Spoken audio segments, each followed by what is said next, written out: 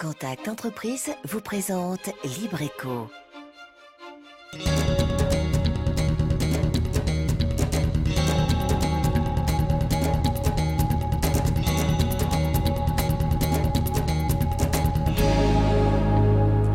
Salut à tous, c'est Libreco. Comme chaque mercredi, on se retrouve pour découvrir une entreprise de Lille, aller à la rencontre de ceux et celles qui la font vivre.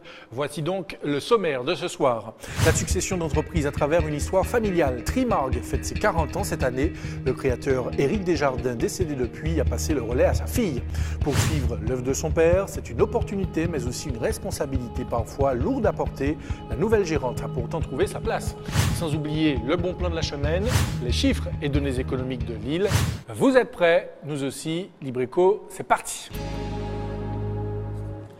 Créer une société, c'est souvent l'entreprise d'une vie. Aujourd'hui, nous abordons la thématique de la succession à travers l'histoire d'une entreprise familiale. Trimarg fête ses 40 ans cette année. Elle a été créée par Éric Desjardins suite à son décès. Sa fille a repris le flambeau. Une entreprise à la croisée des générations. Anne-Sophie Bélanger avec François Brigitte et Mathias Delem. Aujourd'hui, Guillemette Boulan marche dans les pas de son père. Il y a 40 ans cette année, Éric Desjardins bâtissait les fondations de Trimarg. Il y a consacré sa vie jusqu'à l'année dernière. Emporté par la maladie, il a laissé à sa fille en héritage la lourde responsabilité d'en assurer l'avenir, un legs que Guillemette n'a jamais considéré comme un dû. Il y a eu un long cheminement pour dire que j'étais capable, ça c'était très important. J'ai vu tellement d'entreprises qui ont malheureusement fermé parce que les successions se sont mal passées, parce que mal préparées. On estime en effet que chaque année, près de 80 000 emplois, 10 000 entreprises disparaîtraient suite à des échecs dans ces successions.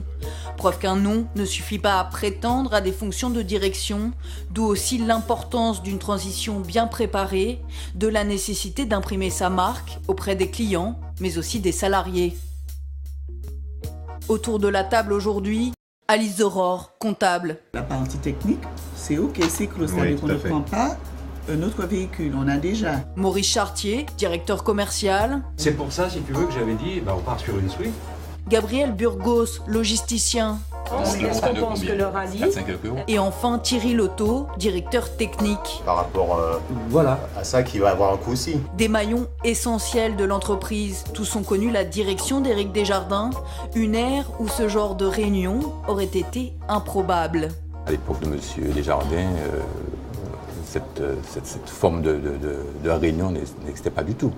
On se trouvait à avoir des décisions prises par la hiérarchie. C'était M. Desjardins qui se décidait ou son directeur qui était avec lui à l'époque. Je crois que tout a changé. C'est tout à fait l'inverse.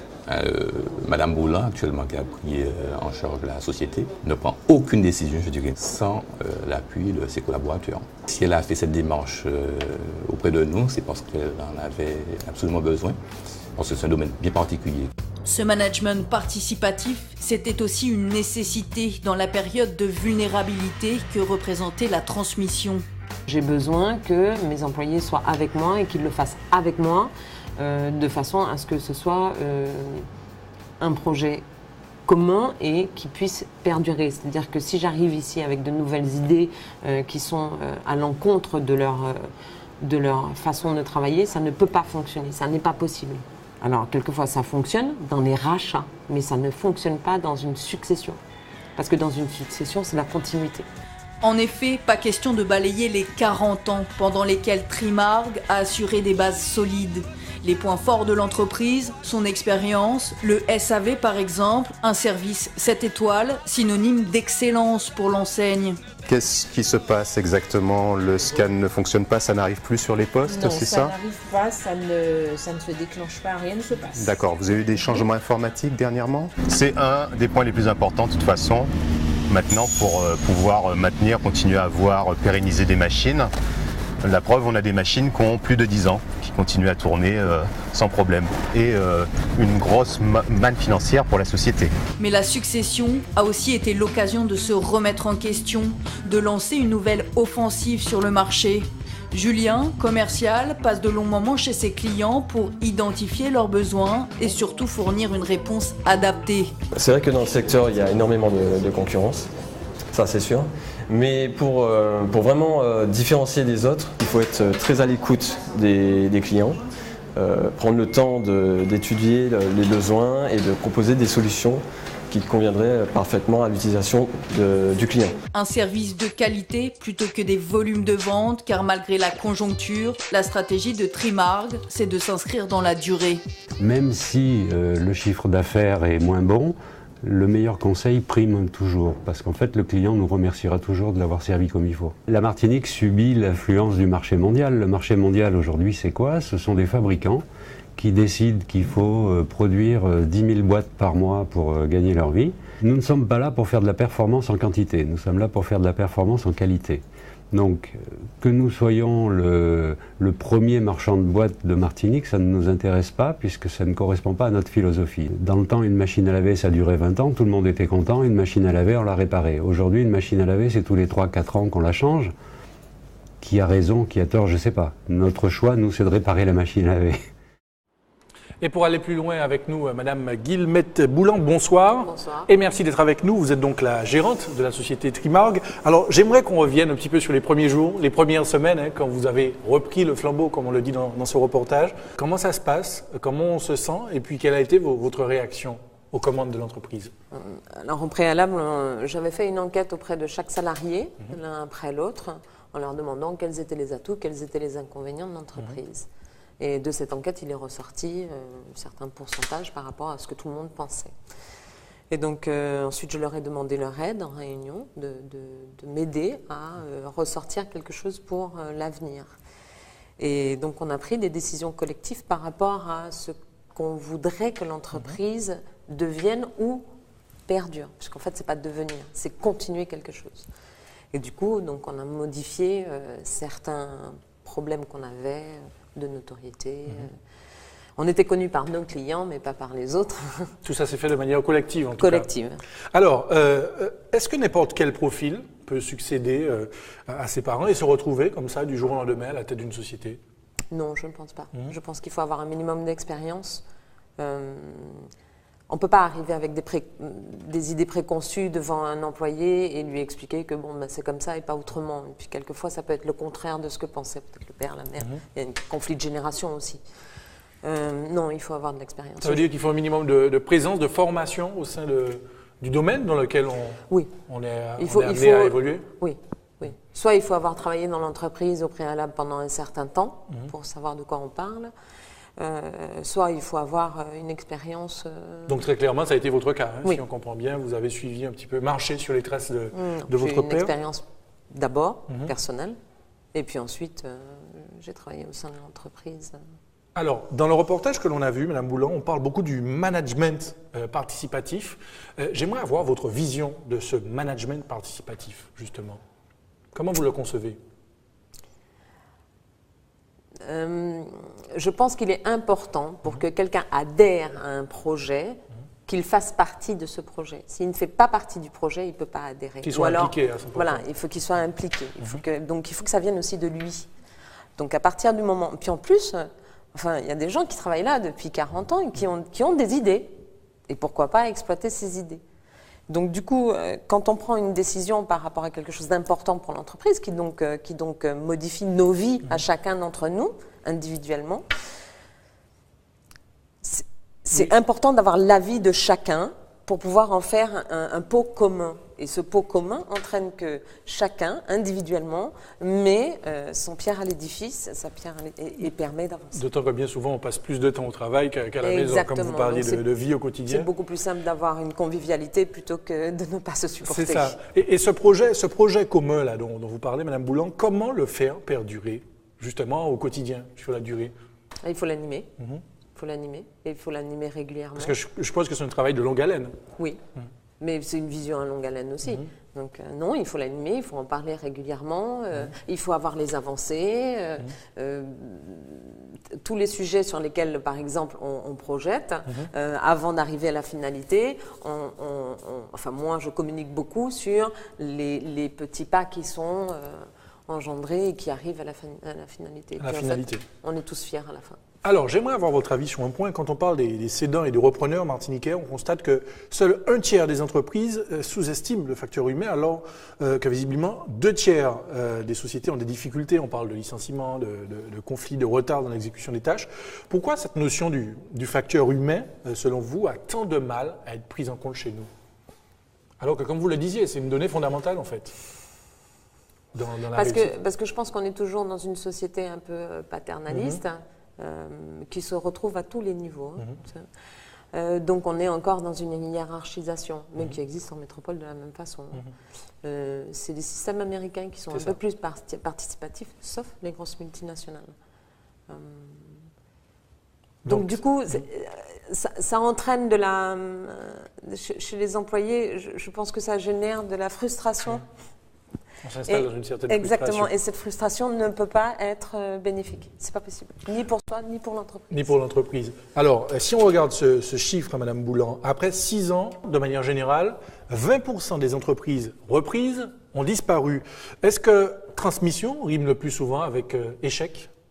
Non, je pense que c'est le manque d'expérience. C'est le manque d'expérience. Je pense que chacun d'entre nous, quel qu'on soit, on n'a qu'une envie, c'est de léguer quelque chose à nos enfants. Sauf que léguer à nos enfants sans les avoir préparés, ça ne peut pas fonctionner. Surtout une entreprise, quoi. Voilà. Il faut apprendre la formation dont vous parliez en début d'émission. Alors, poursuivre l'œuvre de son père, c'est une opportunité, mais aussi une responsabilité, parfois lourde à porter.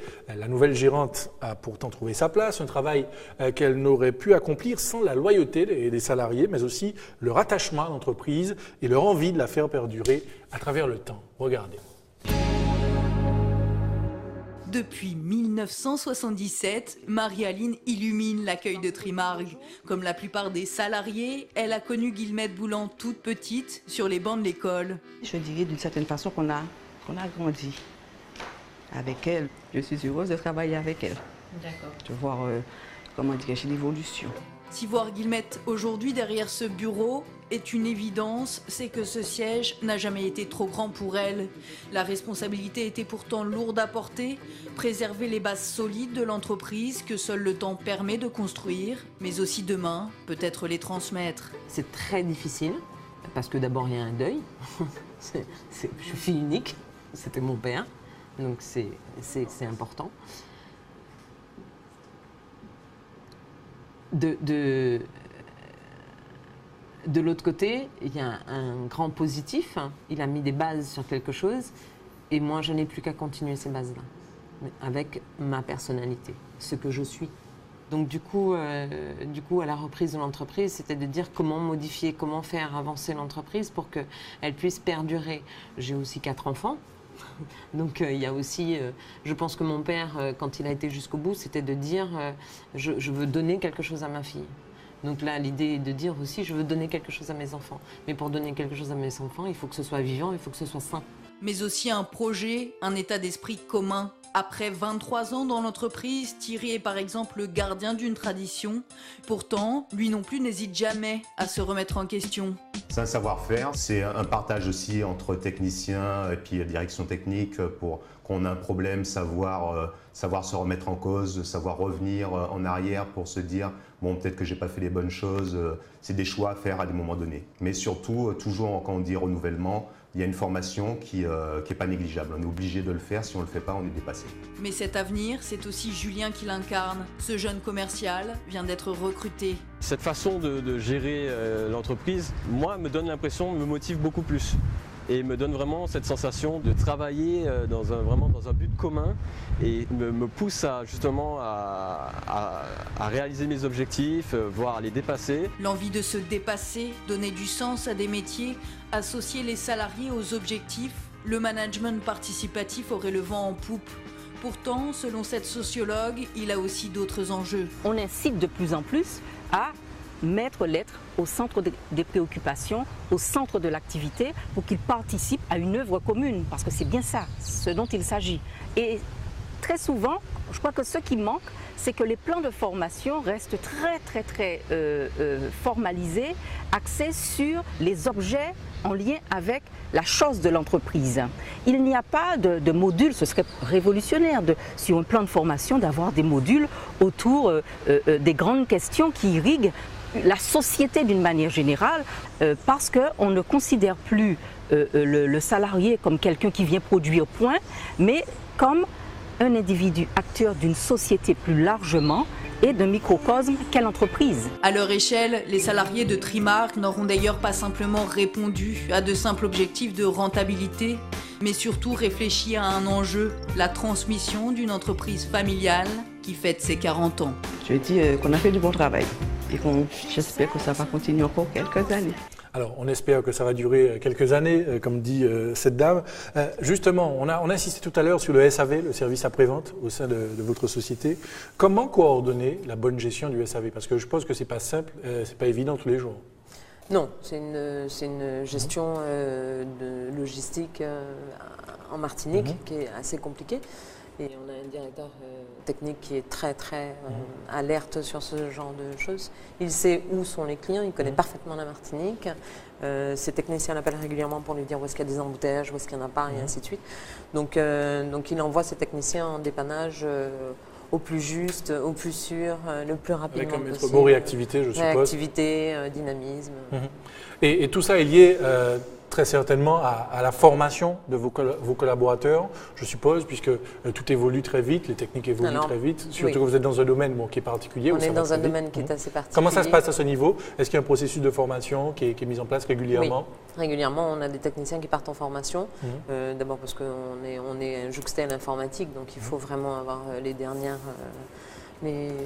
évolutions pour pouvoir justement connecter. Et donc ils partent en formation, on a 2-3 formations par an et ils sont formés au fur et à mesure, chacun à leur tour. Avec quelques-uns ont des spécificités par rapport à des produits qu'on n'a pas tellement sur le marché. Tout ça afin de maîtriser justement leurs produits. Alors, vous parliez d'informatique, vous êtes dans le secteur de la bureautique. Comment a évolué le marché de la bureautique chez nous? C'est un secteur extrêmement concurrentiel. On se bat, tout le monde se bat. Nous, on a fait un choix. On a fait un choix de qualité de service, que ce soit au niveau du commercial, que ce soit au niveau du SAV, des produits, parce qu'on sélectionne aussi nos produits.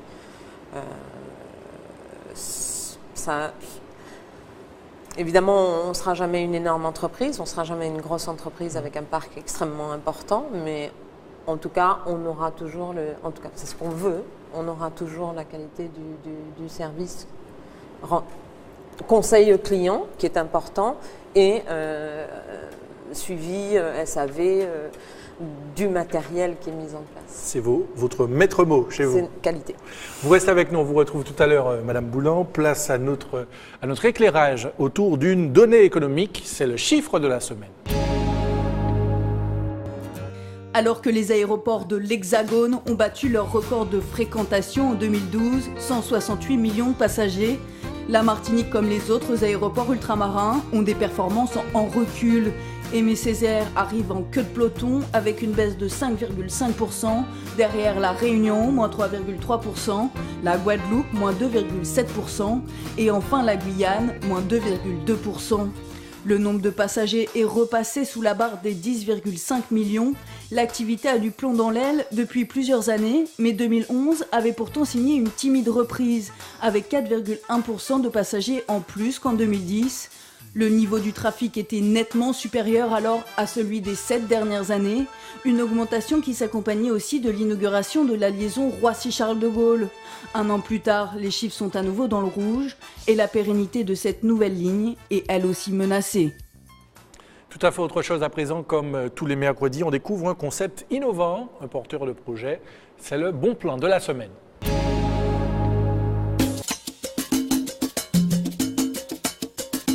Bienvenue à Las Palmas, suivez-moi, je vais vous faire découvrir quelques-unes des nombreuses variétés de palmiers que vous allez trouver ici. et que vous ne trouverez certainement nulle part ailleurs. Suivez-moi. Le royaume des palmiers s'offre à vous au quartier Concorde de Rivière-Pilote. Plus de 250 variétés du monde entier vous sont présentées par Georges, le maître des lieux, passionné de musique cubaine et de palmiers. Alors laissez-vous guider à la découverte de l'arbre de vie. J'ai l'honneur de vous présenter le vétéran de la palmeraie. C'est un des 3 palmiers que j'ai planté en 1975 à mon retour de mon premier voyage à Cuba. C'est un Roystonea regia. C'est le palmier royal de Cuba. C'est l'emblème de Cuba si vous voulez. Et sur ces 3-là, il m'en reste 2. Il y en a un qui est mort depuis. Donc c'est un palmier qui a 38 ans. Du palmier cubain, allons à la rencontre de ses cousins de l'océan Indien. Alors, c'est un palmier qui s'appelle Dipsis lastelliana, qui est originaire de Madagascar, qui normalement, c'est un palmier unicole, c'est-à-dire qu'il ne fait qu'un seul tronc. Mais exceptionnellement, celui-ci, ça arrive rarement, mais ça arrive, on a fait 2. Hein?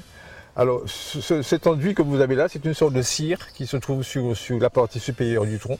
C'est vraiment de la cire, hein. Vous passez le doigt dessus et vous frottez les 2 doigts et vous voyez que ça glisse comme de la cire. Le voyage continue avec le survivant du Pacifique. Ça, c'est une des merveilles du jardin. Hein. C'est un Carpoxylon macrospermum. C'est un palmier qui est originaire du Vanuatu, qui avait été considéré comme éteinte. On ne la voyait plus du tout. Et puis, il y a quelques années, on a fini par retrouver quelques exemplaires qui survivent dans une forêt d'une des îles du Vanuatu. On poursuit dans l'insolite avec un palmier animal. Palmier queue de renard. Ça se voit, vous avez les feuilles qui ressemblent effectivement à des queues de renard. Alors c'est un palmier qui pousse assez vite. Vous voyez l'écartement entre les cicatrices de feuilles. Elles sont très larges, il y a à peu près 10 cm. Chaque fois qu'une feuille tombe, il y a 10 cm de prix. Et saviez-vous qu'il y a aussi des palmiers rouges? C'est un Cytostaphys laca. C'est un palmier que l'on surnomme selon les régions palmier Syrah cacheté, ou bien palmier rouge à lèvres, ou bien multipliant rouge. C'est un palmier vraiment qui est magnifique. Vous voyez que son port est complètement vertical. Il n'y a pas de tronc, de branches qui partent tellement sur le côté. Donc c'est un palmier qui n'est pas très encombrant. Après 3 heures de visite guidée, les palmiers n'auront quasiment plus de secret pour vous. Vous pourrez aussi acquérir des plants de ces rares spécimens dans la pépinière de Monsieur Pastel. Et pour l'achat d'un plant, la visite vous sera d'ailleurs offerte. Pour les visites en groupe, n'hésitez pas à réserver. Vous passerez un agréable moment dans ce lieu unique en Martinique, à l'ombre d'une des plus anciennes plantes du monde, fierté de nos latitudes tropicales.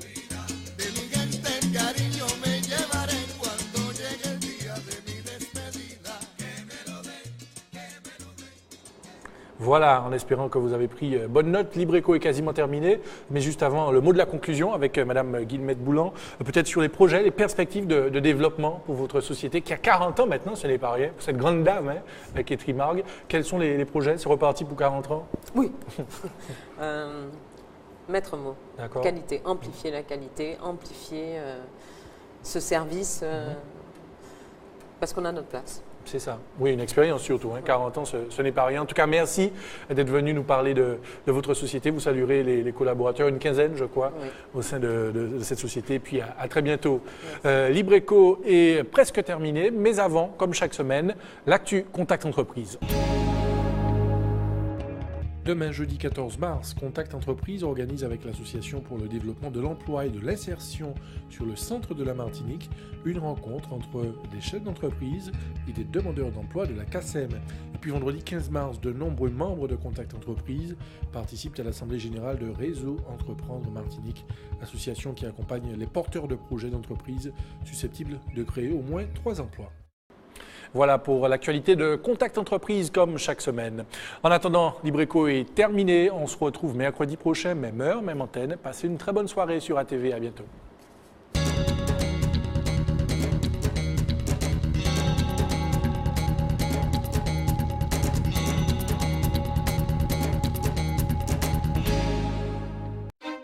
Contact Entreprise vous a présenté Libreco.